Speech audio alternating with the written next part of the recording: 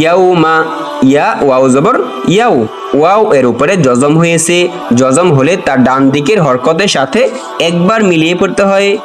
ইয়া wow জবর ইয়াউ, মিম জবর মা, মাটা কি হরকত, হরকত হলে তাড়াতাড়ি পড়তে হয়। ইয়াউমা, হামজা জের ই, এটাও হরকত, তাড়াতাড়ি পড়তে হবে। ইয়াউমা ই, ইয়াউমা ই, জাল দুই জের কি হয়, জিন হয়, কিন্তু এখানে তানভিনের পরে তা আসার কারণে এই জিনকে নাকের সাথে বাজিয়ে পড়তে হবে।